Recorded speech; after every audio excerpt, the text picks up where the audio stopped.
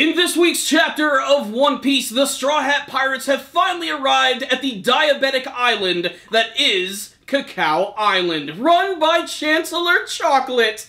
Basically, this week's chapter of One Piece is the straight introduction to the 34 islands that surround Whole Cake Island, run by Big Mom herself. Wow, so these islands actually seem pretty peaceful. We have all the different species, or however you want to define them in One Piece, all the different, anthropomorphic creatures are there. We have, the little guys. We got the... With the little tontatas. Little tontatas. And we have the mink tribe members are there, too. They're just like everyone, and they're all living in peace. So, Corey, this must mean that this is a great utopia, because we have a great first impression right away, right? I call bullshit! Yeah. Well, if Dressrosa has taught us anything, it's that first impressions do not mean...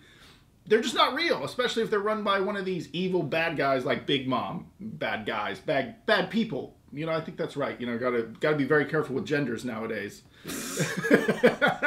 So anyway, they show up and Luffy immediately decides, well, everything's chocolate, so I'm going to eat everything. And he immediately gets in trouble as they're explaining the rules in the other panels. They're like, as long as you don't eat like the roof, and people can still live there, I guess you can kind of eat it. And, of course, Luffy just eats the whole building along with Chopper, and they almost get arrested, and shenanigans ensue. Surprisingly enough, the house that Chopper and Luffy just completely devoured was actually run by the daughter of Big Mom. Her name is Pudding. And Pudding, unlike Big Mom, is very, very nice and decides to invite the Straw Hat Pirates in. They have some tea together. Unfortunately, Luffy, having the big mouth that he does, reveals that indeed he is Luffy who wants to be king of the pirates, which leaves Pudding in a state of shock. As soon as all of this is over, though, that's when we go to Big Mom on Whole Cake Island, where everything just turns into a frickin' acid trip. Because everything has a face, everything talks, and I mean fucking everything. Originally, I just thought it was going to be just like the candy. No, every single inanimate object around her is talking, bouncing around, and smiling. And frankly, it's kind of damn creepy, leading me to believe that Big Mom's abilities revolve around her actually making inanimate objects come to life. That does seem to be the way it works. And maybe they're automatically her slaves as well. That's something I also thought, because they're also forced to be happy. But this is different than Dressrosa, because these objects were not people that got turned into other objects which then became slaves. They were inanimate objects, like the mountains, the clouds, the sun. How's that work? Is it the actual sun, or is it just a clone of the sun? I don't even want to get into that. I didn't even think about that before. That's fucking weird. That would mean that Big Mom would have to have traveled into space and touched the sun and brought it back to life, kind of like the creepy freaking Teletubby sun. It makes no freaking sense, but it definitely makes for some really entertaining artwork, which is still, like I said, I don't know what it is. It kind of creeps me out a little bit. It's just funny because it's like all the elements of like a child show, but at the same time, there's dark themes. I mean, even the way the chapter ends, with Big Mom knowing that Straw Hat Luffy is now on her like satellite island colony, that's pretty much how it ends. And there are a few characters that are left in the shadows. It makes me think that we may have seen these characters before, because we did get to see some of them when Big Mom was first revealed in the shadows, or not. Maybe these are world government people that are playing the game with her that we haven't seen yet, and we don't know their motivations, a lot like Virgo. So, there's a lot left to find out here, but what this chapter was a good build-up, letting you know that we are about to start this arc in a big way. The one thing, though, that I will say, we had, like, happy-go-lucky toys in the last island, now we have happy-go-lucky candy. I'm kind of like... Cutesied out? Yeah, I'm cutesied out. I want some dark stuff, like at least Doflamingo had some dark tendencies. I think Big Mom does too, but we're going to have to push through a lot of cute shit to get to it. So, I mean, Big Mom's a pretty terrifying looking woman in herself. I mean, it is fair to notice, this is the very first chapter where she has not been completely shrouded in shadow. There aren't any, like, super detailed close-up shots of her, like where we get to see her in full, but we do actually finally get to see her form, and she is just as disturbing as she was before. I always sort of had this theory that she was going to be kind of like the Wizard of Oz, where she was sort of like putting on this like big evil facade, and behind the curtain she was going to end up being this frail woman. No, Big Mom is a whole lot of woman, and unlike the candy creations all around her, she's pretty damn creepy looking, and I cannot wait to see what sort of force she's actually going to be in battle. I mean, it is implied that these emperors are incredibly powerful beings, but to finally see like a super powerful female character in the series like this, I think is really intriguing. Not to mention, I like that you mentioned,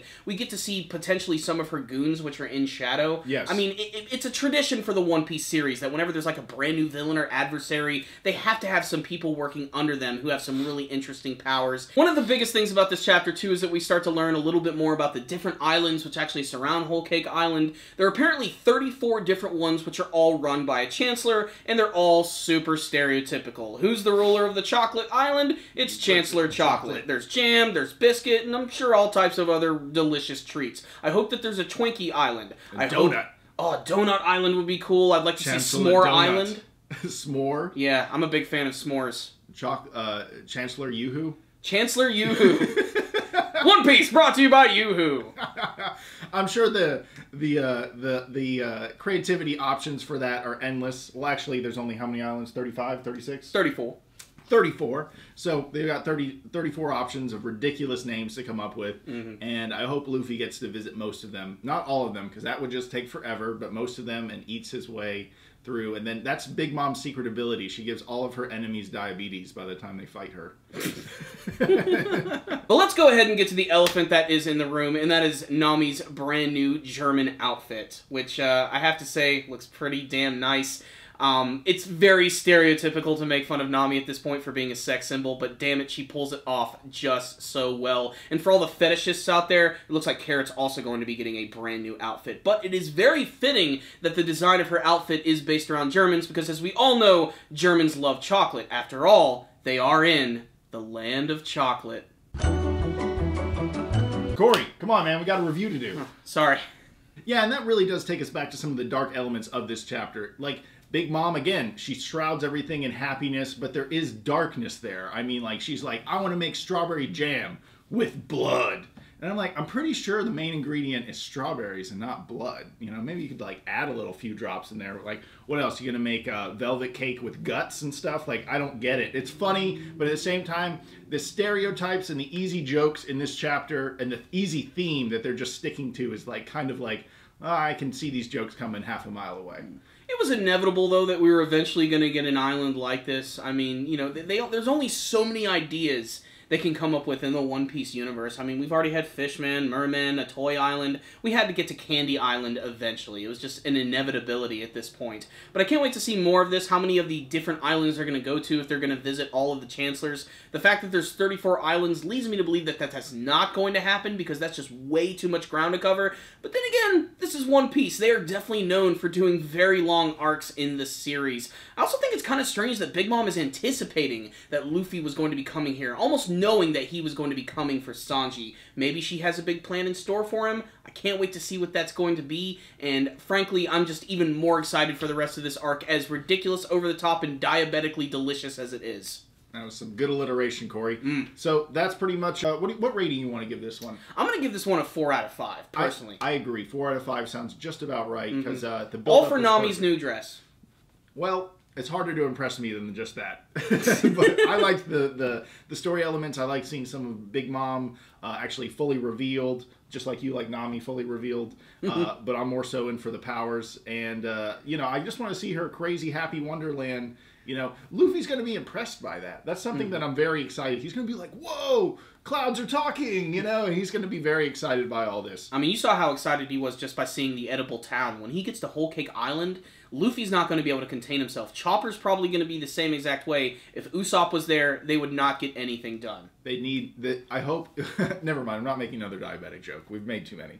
The point is that this is a good chapter. We hope you guys read it, and please let us know what you thought in the comment section below. And also, if you can, give us a thumbs up on the video if you liked it, and subscribe to the channel if you have not already. And guess what? If you want to support this channel, we got a PayPal link in the description, and you can also use our Amazon associate link. You can just buy anything off Amazon. The price does not change, and it helps our channel out. So easy way to help us out, guys. Thank you so much for considering it.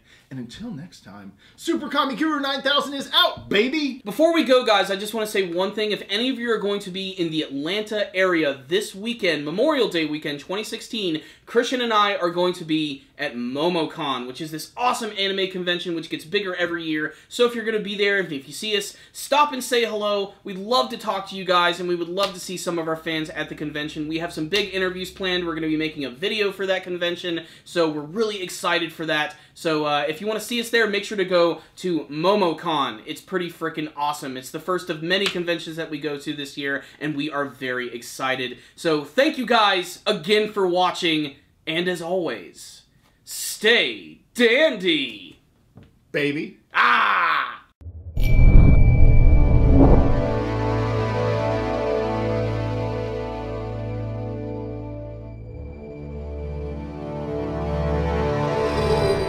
No, fuck you, Christian. You are not allowed to sneeze in this review.